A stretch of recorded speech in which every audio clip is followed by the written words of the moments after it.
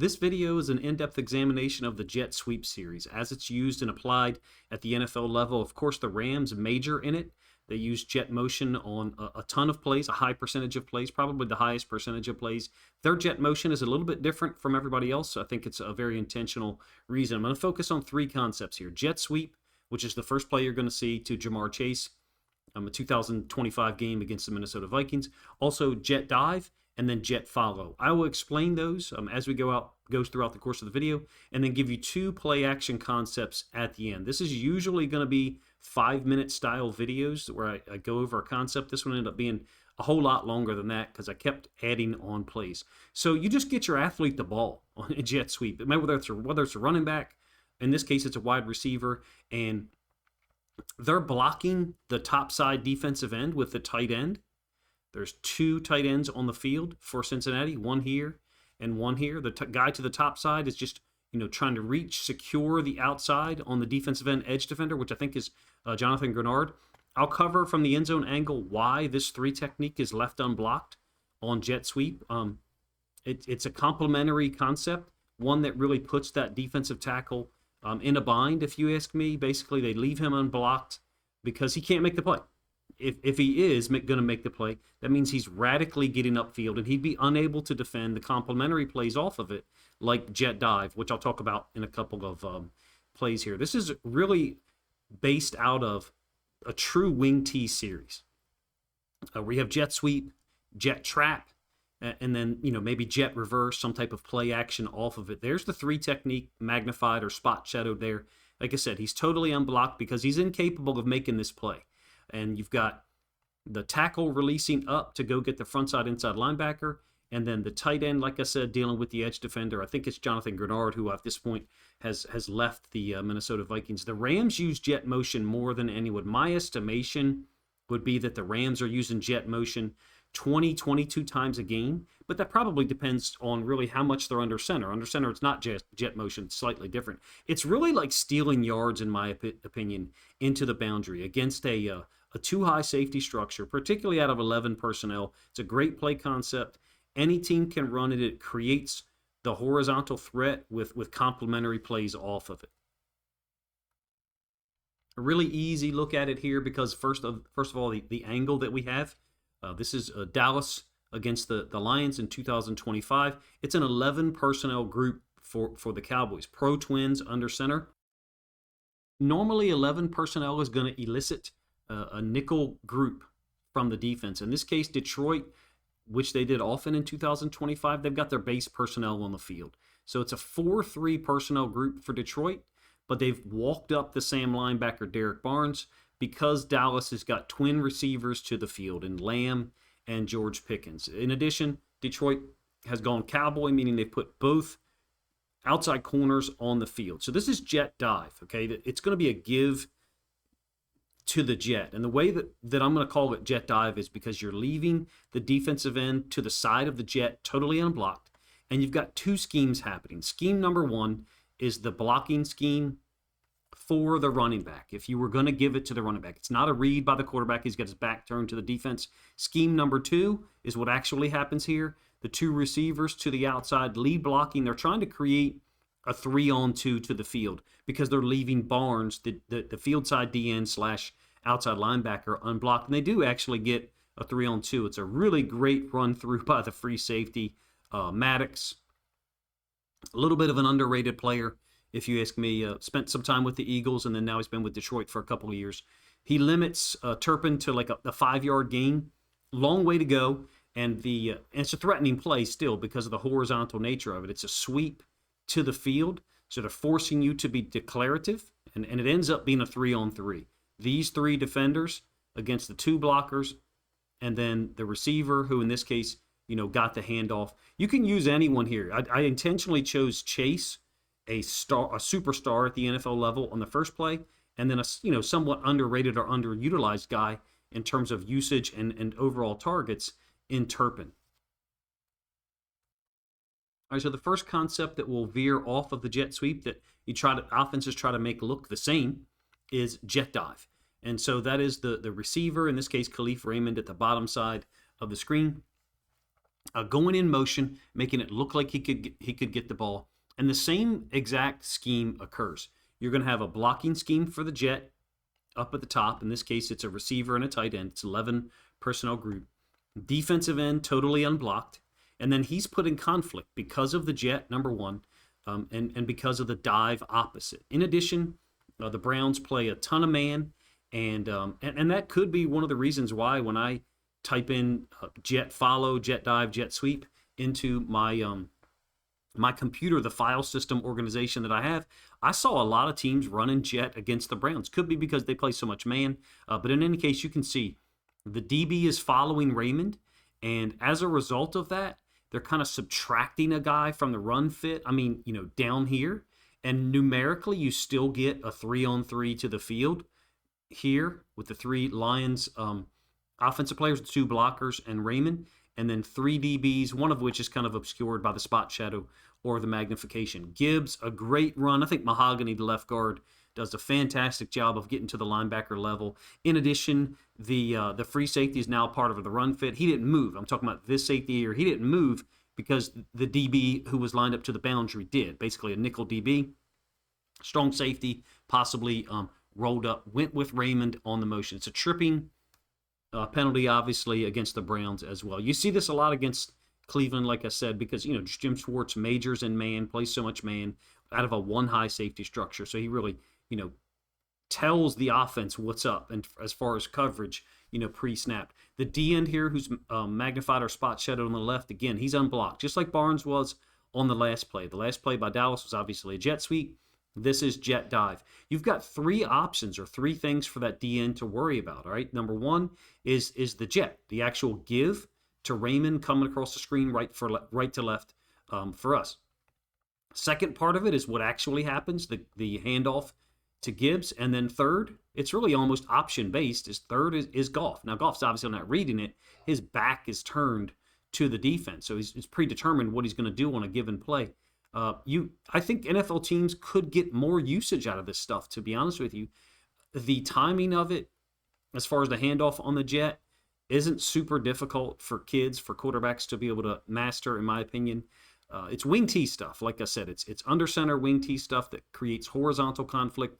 It's a great way to get your athletes the ball, whether it's on the jet or your running back, tailback, like in this case, Jahmyr Gibbs, against the grain of that motion with the zone blocking scheme by the offensive line. And look, like I said earlier, or kind of alluded to, the Rams are the kings of this. They're the masters of using the jet motion and establishing plays and then working their complementary stuff off of it. It makes sense, right? McVay was a wing T quarterback, and he's talked about the influence, that had on the offense he runs at the NFL level. So another 11 personnel group. This one, the Raiders, and it's a jet dive. So the running back, Genty, is going to go against the grain of the motion. The motion is coming down here to the bottom side of our screen. And the offensive line, in addition to the tight end illustrated by the orange line, they're blocking zone against the grain of that jet motion as well. Draymond Jones is going to win his battle, number one, against the right tackle. Number two, this nickel DB, I think, does a great job. He's putting conflict in much the same manner as the defensive end outside linebacker on the previous 2 plays that I showed you. First, Derek Barnes, and then number 54, the D end for the Browns on the previous snap. So he's got the jet motion coming to him, and then quarterback back to him as well, folding to the inside. Like I said, Draymond Jones really does a fantastic job of kind of walking down here and then winning his rep cleanly against the right tackle for the Raiders. They had a terrible offensive line, obviously, in 2025. It's a great job by the nickel DB, if you ask me, of coming downhill and reading and reacting quickly to defeat the scheme. There's no blocking for the sweep, I should add, as well, meaning there's, the tight end isn't arc releasing like on the previous couple of snaps to lead the way for the jet motion.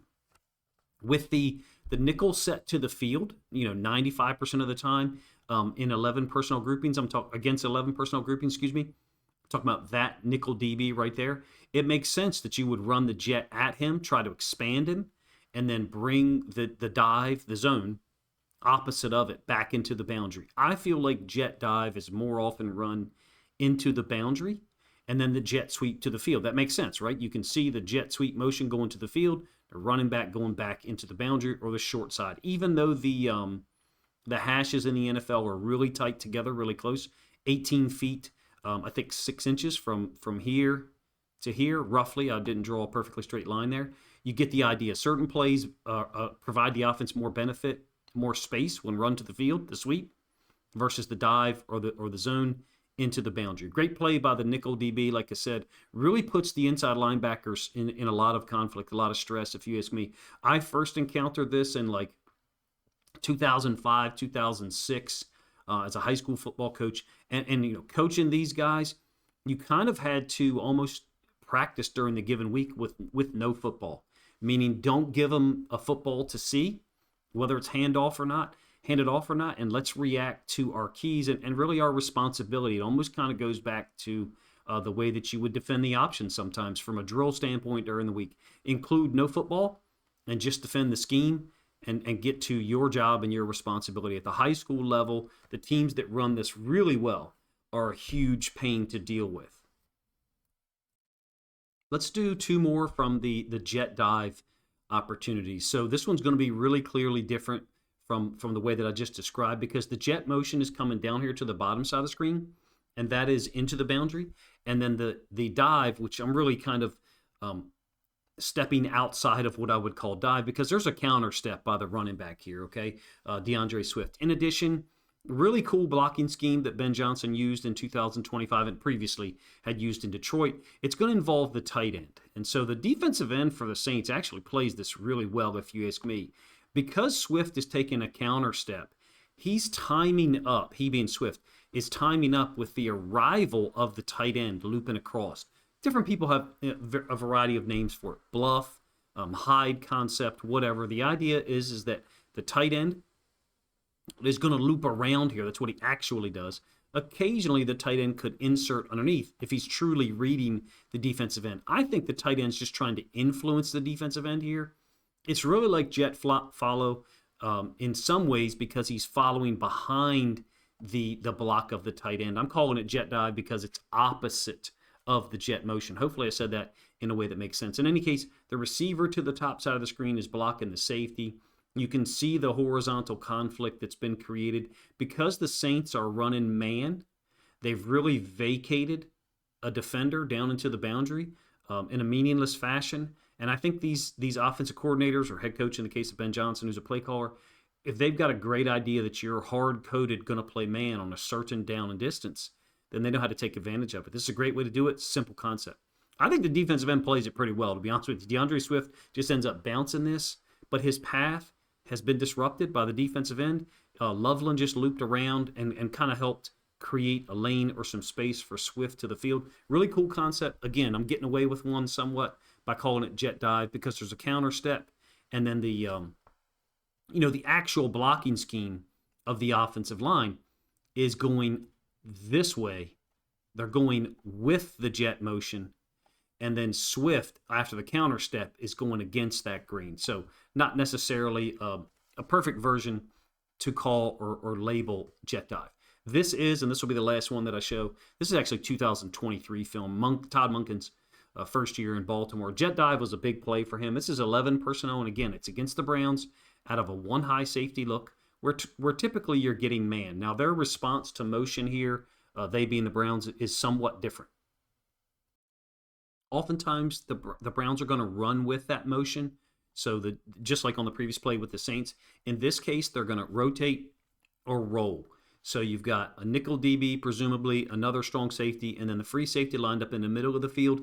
I'm going to spend a significant amount of time on this play talking about math. You can see the timing of the motion with Zay Flowers, okay? They're actually snapping the ball in a way where theoretically it could be handed off. Oftentimes, to be honest with you, the ball isn't snapped until the receiver is well past the quarterback. So it's really not a true jet motion creating conflict. This is because of the timing of when the ball is snapped.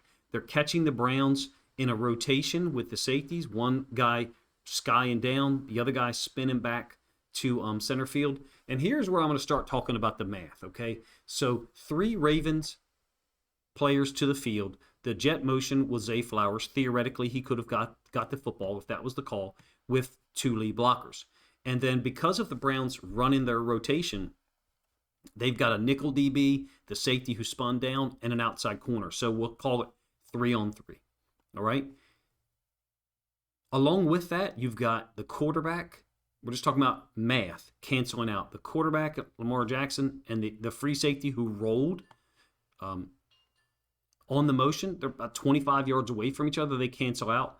The outside receiver and the outside corner down here, they cancel out as well. The reason why I'm talking about the math is because what the Ravens have done, and what any NFL offense can do, is create a numbers advantage by running jet dive and putting that defensive end in conflict. Very similar to the two plays I talked about earlier, the one that the Cowboys ran, and then the second that the Lions did themselves. I'm going to give you the end zone angle to hopefully explain what I'm talking about as far as math a little bit better here. So the defensive end that I'm referring to is this guy right here, number 54. And I believe that he's since left Cleveland at this point.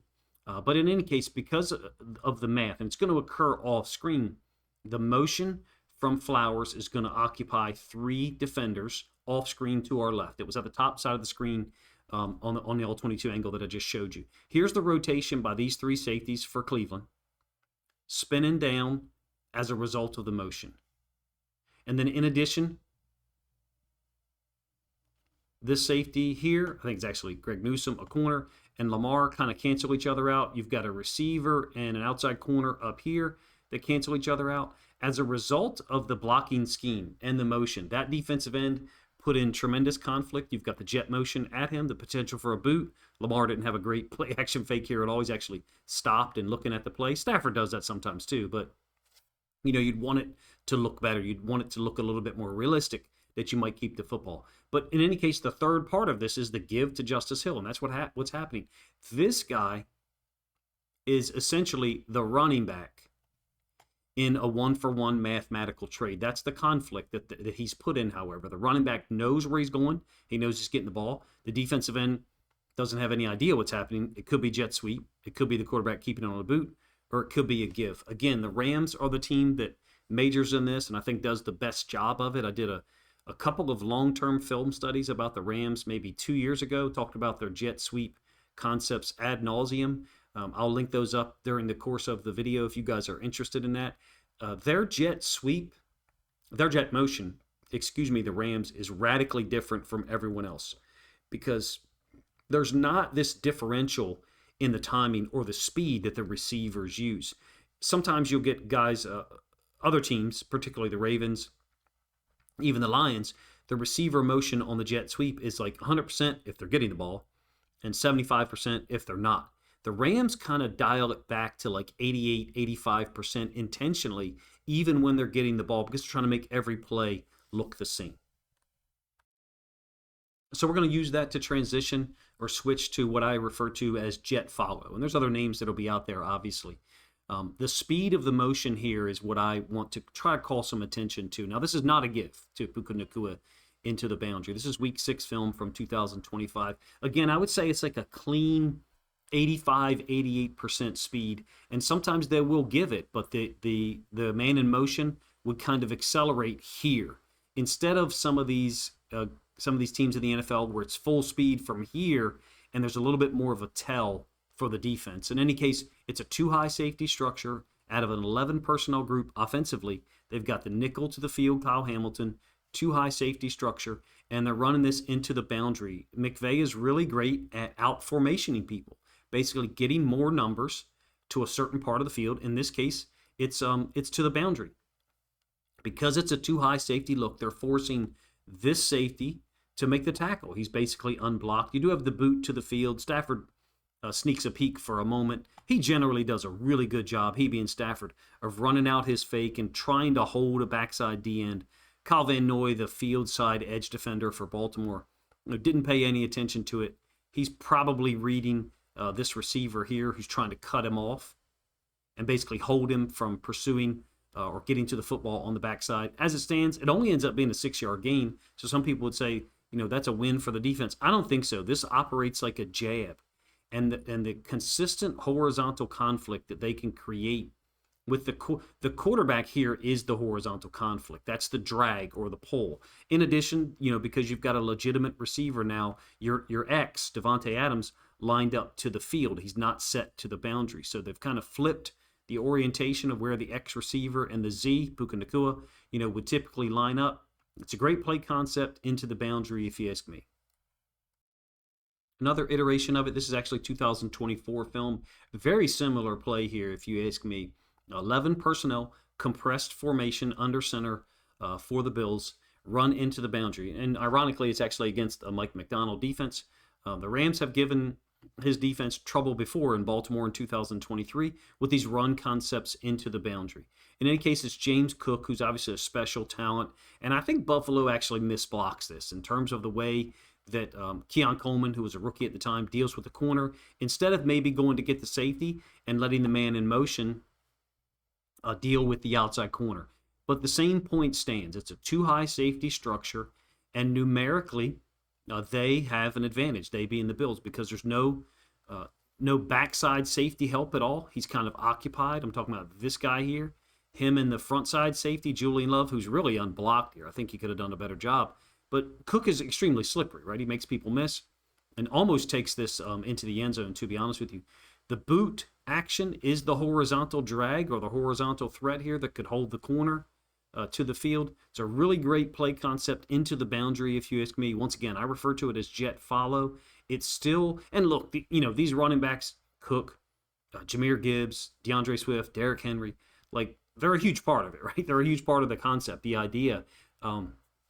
If you give them an extra half yard to make moves, it just accentuates their skill. In addition, I think it's a safe play call oftentimes, jet dive or jet follow. Because of the horizontal conflict, you're not getting obstruction of the running back at the point of attack. Generally, they're able to get downhill to the line of scrimmage relatively untouched and make their cut. It's really, I think, a safeguarded play that almost kind of derives out of a wing T mentality, which is, the way it was explained to me years ago, almost 20 years ago, I guess at this point, was that at worst, we as a wing T team, if we're running, belly or buck sweep or whatever on 1st and 10, we're looking at 2nd and 8.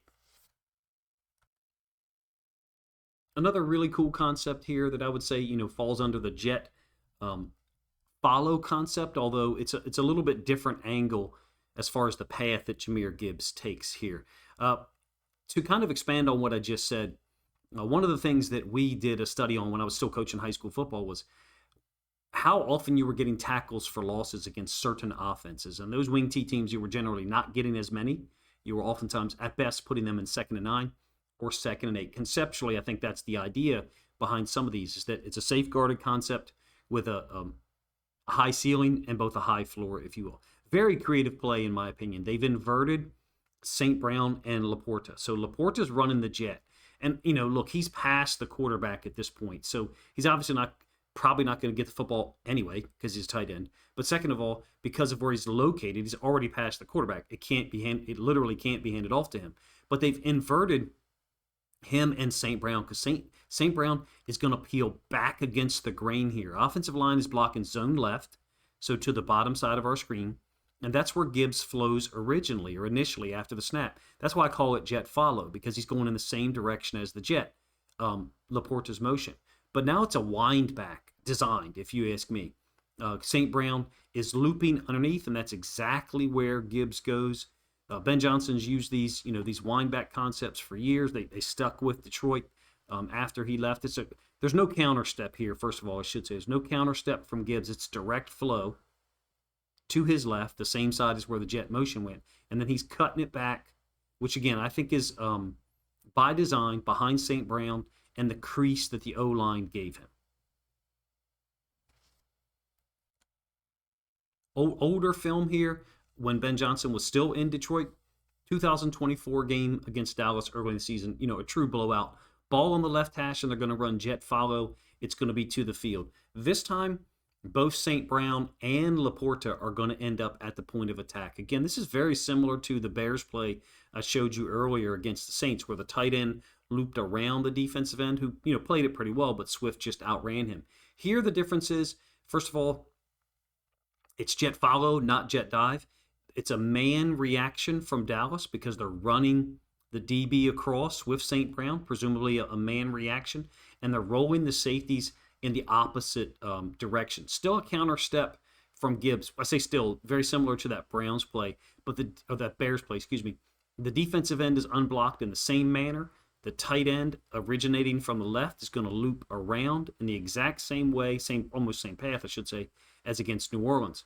It's a really great play call, if you ask me, when you have the fastest guy on the field, which is, Jahmyr Gibbs. In addition, Goff is giving a little bit of a play action or a counter fake here, as if Gibbs could go to this side of the screen or the side of the offense, the left-hand side, which is where the offensive line is blocking. And then he's going to dramatically open back to the defensive end, who can now see that the football has obviously been handed off, but he's got Laporta directly in his line of sight. Some of these plays are better to the field or the boundary. When you got Jahmyr Gibbs, it kind of doesn't matter. Guy can just outrun people like an unblocked defensive end who, admittedly did have the tight end to possibly deal with. It's a really great play call, and that counter step that I talked about is really there to help Gibbs get synced up with Laporta's timing or his arrival to the field. I'll give you two complementary plays, or supplementary, I guess is maybe a better way to say it here at the end. I do want to offer a point about the Rams, something I've suspected for a while. If you've stuck around this long, perhaps this will be interesting to you. I do wonder if their jet follow play is oftentimes directional, meaning McVay has called jet follow, or whatever they designated as, whatever phrases or words, terminology they use, and then Stafford has to pick the correct side. The only reason I can say that is because oftentimes on those jet follow plays before the ball is snapped, you'll see Stafford kind of survey the defense and then communicate something to the offense. That's kind of an option-based concept or methodology, I guess. In any case, let's go over this first supplementary play. It's a jet follow play action. It's really similar to waggle pass out of the wing tee, to be honest with you. The timing of the motion here, as far as I think it's Waddle going into the boundary, it looks like jet follow because the running back is going in the same direction. And then the fullback is opposite of those guys. Is to the direction of the motion and the jet fake by the running back. He's going to loop back, and this is very similar to waggle pass out of the wing tee that is built that is built off of the buck sweep action. The only difference is it wouldn't be the fullback looping out in front here. It would be the play side guard. There's the routes and the way that this works out. You got a tight end, which is really just a clear out route. That would be the split end in the wing tee. Running the clear out route, and then the backside route by Tyreek Hill. I couldn't get the colors perfect for the Dolphins. First time I've had to highlight or use a Dolphins player's name, so I couldn't get the colors correct in the Once Sports program. In any case, Tyreek Hill's route, he kind of hesitates it, to be honest with you, and it looks weird. He actually almost stops running for a moment, but you can see what I mean. You've got the threat of the jet and the give to the running back behind it, the follow action into the boundary, and then the fullback looping to the field against the grain of it and setting up perfectly, or allowing Tua to set up perfectly, I should say. I think you got about a 24-yard throw in the middle of the field for Tyreek Hill, wide open, clean lane, I should say, for Tua to throw it on top of.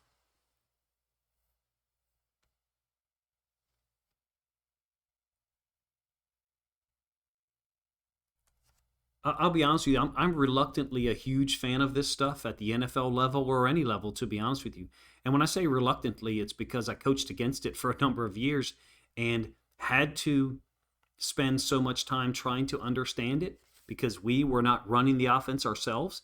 And so knowing that one of the best teams we faced every year was going to operate under center and utilize all the jet stuff, it forced you, or forced me at least, to spend an inordinate amount of time trying to understand it. And when I saw it show up at the NFL level, it just kind of made me smile because I realized that, I believe that it could be effective, and it has. In any case, this will be the last play that I show you. It's a really creative play action screen, a quick screen, really. There's no jet sweep threat here because Zay Flowers is going to be past the quarterback at the time that the ball was snapped. When I say a cool blocking scheme, you've got the two receivers kind of both punching out. And then the block that I really like a lot here is the tight end, Charlie Kolar, going to go get the Mike linebacker.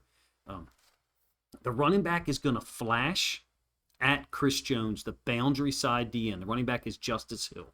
So he's going to flash at Chris Jones and then spin out of this really quickly, quicker than it looks like while I'm showing the play, because I've got to do some start-stop here, start-stop stuff here, and if you don't know why, it should be pretty obvious. But in any case, he's going to spin out of this really quickly and just leave Jones unblocked.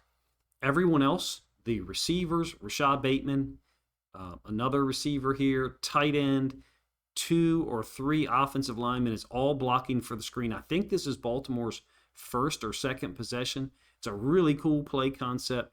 It's not